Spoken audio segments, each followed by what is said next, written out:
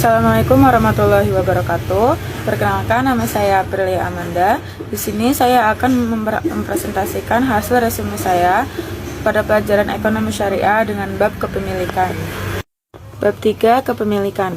A. Pengertian kepemilikan.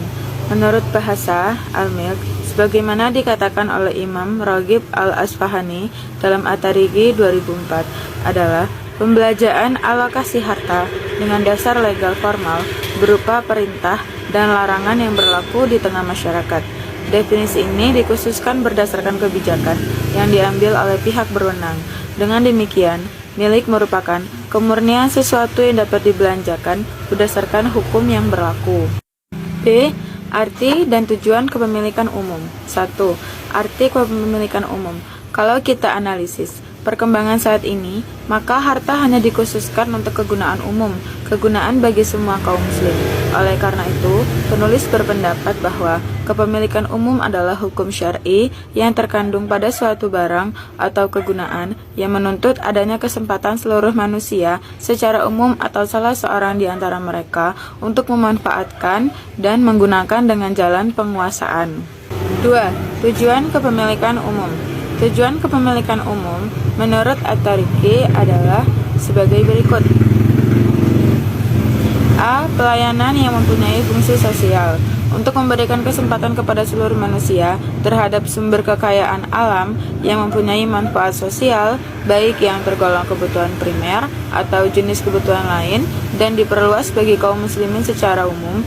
Di antara hal penting yang berkaitan dengan tujuan itu adalah pelayanan yang mempunyai fungsi sosial yang harus dimiliki oleh semua manusia, baik yang tergolong kebutuhan primer atau tergolong kebutuhan lain. Islam telah memperhatikan sisi ini, dan Rasulullah SAW menguatkan dengan sabdanya, kaum muslim bersekutu dalam 3 perang, yaitu air, rumput, dan api. Ketetapan ini diwujudkan dalam penjagaan bagi kepentingan sosial, sehingga masyarakat tidak dirugikan dengan adanya kepemilikan pribadi yang menghalangi orang lain untuk memanfaatkannya atau menyebabkan adanya kemiskinan. B. Jaminan pendapatan negara. Negara menjaga hak warganya dan bertanggung jawab atas semua kewajiban dan menjatuhkan dari munculnya mara bahaya. Negara juga harus mempersiapkan kekuatan militer, memberikan jaminan sosial bagi kebutuhan orang-orang yang lemah, kaum miskin, anak yatim, sekaligus menjaga keamanan, menyediakan pendidikan, pelayanan kesehatan, dan semua fasilitas umum yang bervariasi. C. Pengembangan dan penyediaan semua jenis pekerjaan produktif bagi masyarakat yang membutuhkan. Islam menganjurkan tersedianya lapangan pekerjaan secara luas dan mendorong pengembangannya. Di antara pekerjaan itu adalah investasi yang sesuai dengan ketentuan Allah. Islam juga telah menganjurkan investasi kebaikan sebagai satu fase besar dalam masyarakat Islam dengan 2 batasan. Batas minimal dalam batas maksimal. Pengaruh besarnya masih terasa hingga hari ini. D. Urgensi kerjasama antar negara dalam usaha menciptakan kemakmuran bersama. Karakter manusia terbentuk berdasarkan fitrahnya, yaitu keharusan untuk berhubungan dengan banyak orang. Diperlukan adanya pertukaran kemaslahatan dan kemajuan antar mereka. Mereka saling menyempurnakan. Karena begitu, banyak kebutuhan dan tuntunan dalam kehidupan ini. Tampak bahwa negara atau bangsa manapun tidak mampu memenuhi kebutuhannya sendiri tanpa bantuan orang lain. Atau bangsa manapun tidak mampu memenuhi kebutuhannya sendiri tanpa bantuan negara lain. Negara akan menyelesaikan adanya kemakmuran dan rangkaian kerjasama dengan pihak lain untuk menghilangkan kelemahan dan kekurangan yang ada. E. Investasi harta untuk mencapai kemakmuran bersama. Masyarakat memerlukan adanya layanan dan tatapan kehidupan yang mampu membangkitkan aktivitas ekonomi, menambah semangat hidup, memberikan kemampuan untuk menciptakan kebaikan dan kebahagiaan bagi lingkungan masyarakatnya. Hanya saja, tidak jarang, pelayanan-pelayanan atau aturan yang ada justru memperlemah tujuan individu atau kelompok dalam melaksanakan tugas keseharian, baik karena tidak tersedianya fasilitas penunjang finansial dan minimnya kemampuan teknik atau karena banyaknya beban yang ditanggung. C. Sumber dan jenis kepemilikan umum. A. Wakaf. Menurut Wakaf menurut Al-Halawi pada tahun 1999 adalah menahan suatu harta yang manfaatnya disalurkan untuk kepentingan agama Allah. Para ahli fikih mensyaratkan wakaf didasarkan pada perbuatan baik dan benar. Kalau tidak, maka wakaf dilakukan tertolak atau tidak sah. 2. Proteksi pemerintah. Proteksi adalah perlindungan dari penguasa Amirul Mukminin terhadap tanah yang tidak bertuan, yang diperbolehkan bagi kepentingan kaum muslimin, tidak dikhususkan bagi satu orang tertentu. C. Kebutuhan pokok. Kebutuhan-kebutuhan pokok seperti air, rumput, dan sinar matahari merupakan bagian dari barang-barang yang berhak dimiliki oleh semua manusia. Karenanya, tidak diperbolehkan bagi satu orang untuk memilikinya dengan melarang orang lain dan kepemilikan terhadapnya. 4. Barang-barang tambang.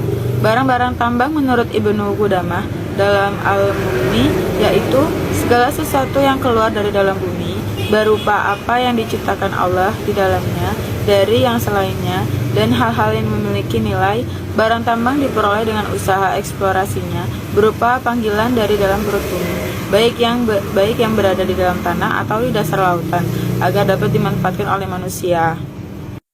5. Pantai, lautan, padang pasir, gunung, dan tanah mati. Setiap padang pasir, bukit, gunung, lembah, tanah mati, atau tanah yang tidak nampak dimiliki oleh seseorang, serta tidak nampak bekas-bekas apapun seperti pagar, tanaman, pengelolaan, ataupun yang lain yang tidak terurus, maka tanah tersebut menjadi milik negara dan khalifah mengaturnya untuk kemaslahatan rakyat. 6. As-Sawafi, yaitu tanah yang dikumpulkan khalifah dari tanah-tanah negeri taklukan dan ditetapkan oleh Baitul Mal. 7. Istana dan bangunan. Termasuk dalam golongan ini adalah setiap istana, bangunan, belarung yang dikuasai oleh negara-negara yang ditaklukkan, yang sebelumnya digunakan untuk struktur lembaga-lembaga organisasi dan badan pengawas, perguruan tinggi, sekolah-sekolah, rumah sakit, maka itu menjadi milik negara.